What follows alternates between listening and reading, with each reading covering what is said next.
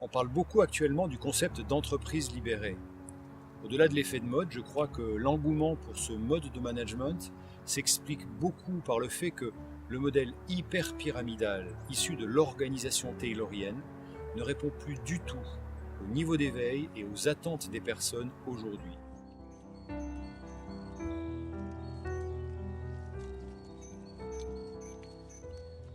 Dans le cadre de nos accompagnements, nous rencontrons encore beaucoup d'entreprises qui souffrent d'un excès de structure. Une structure qu'elles ont renforcée progressivement au fil des années jusqu'à devenir un frein à l'agilité et à la performance, alors qu'elles évoluent dans un contexte d'incertitude et de complexité.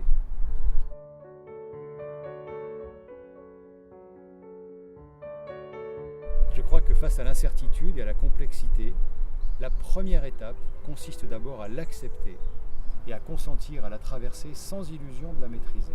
Renforcer la capacité d'adaptation d'une organisation, c'est d'abord la désencombrer, la débarrasser de ce qui la plombe et l'empêche d'être efficace.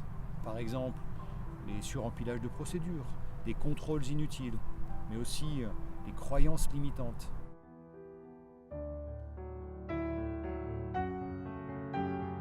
C'est aussi s'assurer à tous les niveaux hiérarchiques de la parfaite compréhension du socle de valeurs et de la vision d'entreprise.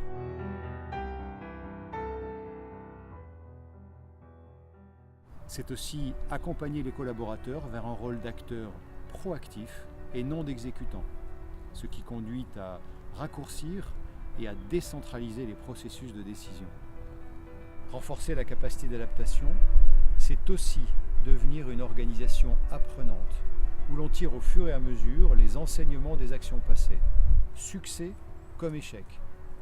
Et dans mon expérience militaire, c'est finalement dans un succès que nous avions tiré le plus d'enseignements utiles. Certes, la mission avait parfaitement réussi, mais elle masquait en fait d'énormes axes de progrès.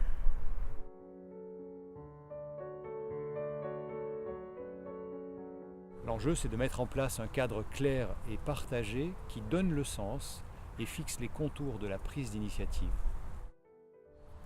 Je crois que la plupart des échecs de transformation d'entreprise s'expliquent par le fait qu'elles n'ont pas agi en cohérence sur les 3 leviers clés. Le socle de valeurs, qui crée une communauté de destin commun. Le management, qui doit incarner ces valeurs à tous les niveaux de la hiérarchie. Et la structure, qui doit être la plus légère possible et orientée vers la création de valeur.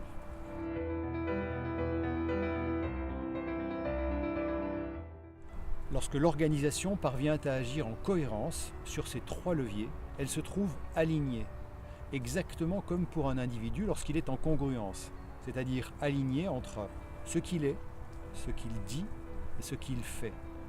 C'est une clé très puissante de libération des énergies.